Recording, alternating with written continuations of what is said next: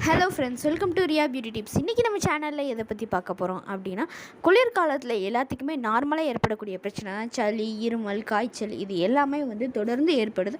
நம்ம எவ்வளோ தான் டாக்டர்கிட்ட செக் பண்ணிவிட்டு கொஞ்ச நாளே திரும்ப அதே பிரச்சனை தொடர ஆரம்பிக்குது. ஸோ அதுக்கு நிரந்தரமாக எப்படி நம்ம தீர்வு காண்றது அப்படின்றத பற்றி தான் நம்ம இன்றைக்கி பார்க்க போகிறோம். அது ஈஸியான வீட்டிலே செய்யக்கூடிய ஒரு கஷாயம் தான் பார்க்க போகிறோம். கஷாயம் அப்படிங்கிற உடனே கசக்கும் அப்படின்னு நினச்சிடாதீங்க. நம்ம அந்த டேஸ்ட்டுக்கு நம்ம சேர்க்க வேண்டிய இன்க்ரீடியண்ட்டை சேர்த்துடலாம். வாங்க அந்த கஷாயம் எப்படி பண்ணுறது அப்படின்றத பற்றி வீடியோவில் பார்த்துடலாம்.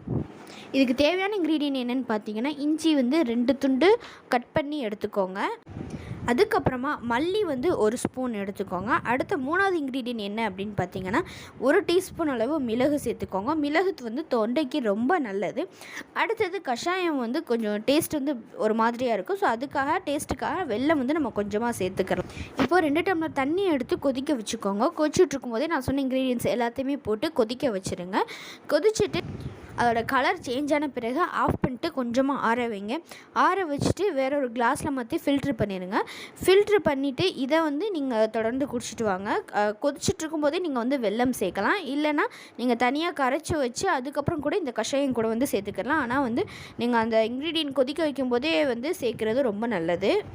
இந்த கஷாயம் சளி இருமலுக்கு மட்டும் இல்லை, மாதவிடாய் பிரச்சனை இருந்துச்சு அப்படின்னா அவங்களும் இந்த கஷாயத்தை குடிக்கலாம். ப்ளஸ் வயசானவங்களுக்கு உடல் வலியெல்லாம் ஏற்படும்.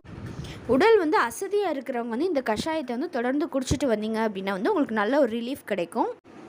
சளி இருமல் பிரச்சனை உள்ளவங்க இந்த கஷாயத்தை தொடர்ந்து 7 நாள் குடிச்சிட்டு வாங்க. சளி வெளியாகி வறட்டு இருமல், தொண்டை போன, அதுக்கப்புறம் காய்ச்சல் இது எல்லாமே இருந்துச்சுன்னா உடனே சரி செய்யும் இந்த இஞ்சி கஷாயம். ஓகே ஃப்ரெண்ட்ஸ், நான் சொல்லியிருக்கேன் இந்த ரெமடி உங்களுக்கு பயனுள்ளதாக இருக்கும் அப்படின்னு நான் நினைக்கிறேன். இது உங்களுக்கு பயனுள்ளதாக இருந்துச்சு நீங்கள் நினச்சிங்கன்னா கண்டிப்பாக உங்களோட ஃப்ரெண்ட்ஸ் அண்ட் ஃபேமிலிக்கு ஷேர் பண்ணுங்கள். இந்த வீடியோ உங்களுக்கு பிடிச்சிருந்துச்சி அப்படின்னா கண்டிப்பாக லைக் பண்ணுங்கள். இதே மாதிரி நிறைய ஹெல்த் அண்ட் பியூட்டி டிப்ஸ் வேணும் அப்படின்னா நம்மளோட சேனலை மறக்காமல் சப்ஸ்கிரைப் பண்ணுங்கள். தேங்க்யூ.